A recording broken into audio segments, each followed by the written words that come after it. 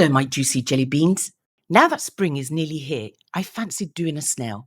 But you can do this effect on any mould, which I'm planning to do too. I found this pigment in my stash box, and what the heck, let's try it out. We're going to colour in only the body area. So grab a soft brush and begin to colour in the body, making sure to get the antennae. We'll need a thinner brush to get right in there. Once you've finished, make sure to tap out the excess powder. I'm not going to clean it up as I like it when we get specks here and there over the body. Totally optional though. I'm not too sure about the colour, to be honest. It looks very ashy. I'm also going to be doing a white background, so I'm not too convinced. For resin, I'm going to be using J-Addiction 1-to-1. I will leave a discount code in the description box, plus all the materials I'm using today. Have you seen Resin's dual mixer? I've had mine now for a few months and I can't live without it. It has different speeds and it comes with 4 paddles in 2 different sizes. It barely creates bubbles and best of all, it's cordless. I wish everything was cordless in life. Another big bonus is that these paddles are silicone and so easy to clean, especially if you're anything like me that sometimes forgets to wipe them down after I've used them. All you need to do is twist the paddles and peel off the dried resin. I have a 15% discount for you if you're looking to purchase one. Look at this resin. Barely any bubbles after using my Resin's mixer. Okay, so I'm going for a white background. I'm using some white pigment paste. I want it to be opaque. Make sure you really mix it in well, as you don't want unmixed paint falling to the bottom of your mould and leaving patches. Grab your mould and begin with the head area. That way we fill up the antennas first. Squeeze the mould's antennas to make sure the resin has reached right to the bottom, and also this will help with any trapped bubbles. Once done, continue to fill the mould up all the way to the top. So I didn't make enough resin and I'm going to add some cabochons that I have here, which I use to practice effects. This is a good way to fill up your mould if you don't have enough resin. That way you don't need to remix more resin. Perfect for lazy people like me. I'm going to cure it in my Resin's curing machine, which you can now get this accessory to give your machine more height. I'm so happy I've got one because otherwise this mould wouldn't fit. I'm going to give it 2 hours and put it on 40 Celsius. This is ready to demold. I like using soapy water to get difficult pieces out. Open the sides of the mould and spray the soapy water inside. Squidge the mould around to get the soap to spread, and this will make it easier to pull off your mould. Careful with the antennas, you don't want them to snap off. Dry your piece with a paper towel. Yes, the colour doesn't convince me too much. Need to see it on a darker background. Why does it come out patchy when I thoroughly blended the pigment? I used these neon pigments I got from Temu in my last video, and I wanted to play around with them a bit more. I'm also going to use this UV blooming gel and some dotting tools.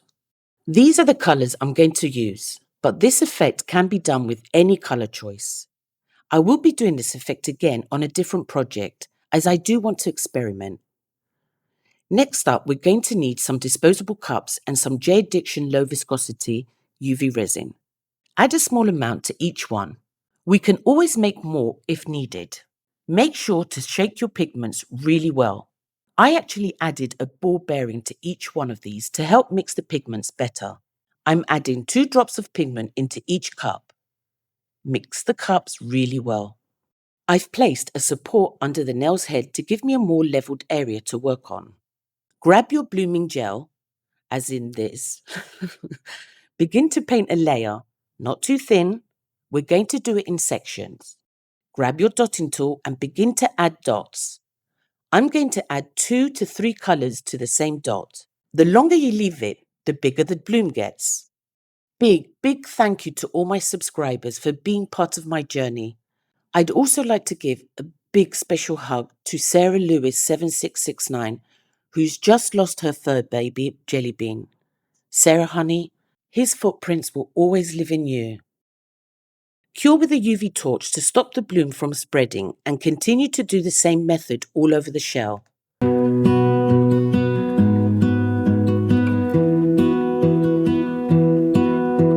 I lose my breath whenever I see you.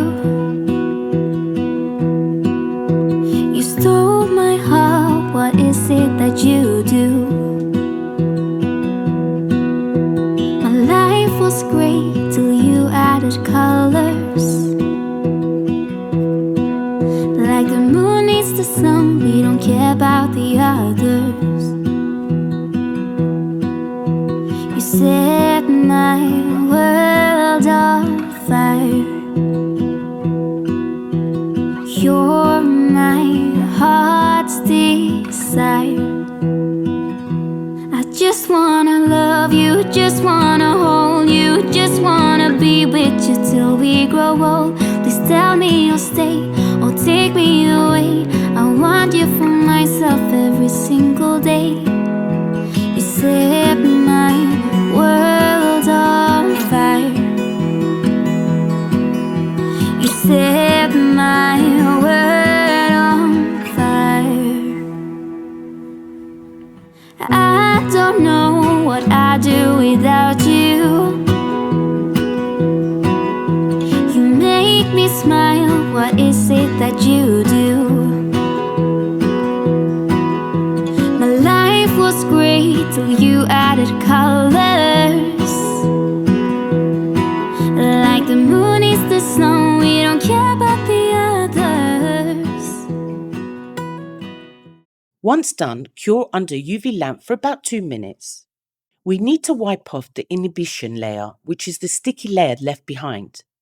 Use some isopropyl alcohol and a wet wipe. I'm going to use J Addiction High Viscosity UV Resin to add a thin layer over the whole shell to smooth it out. Add a thin layer and brush the UV resin all over, turning your piece constantly to get the resin to balance out.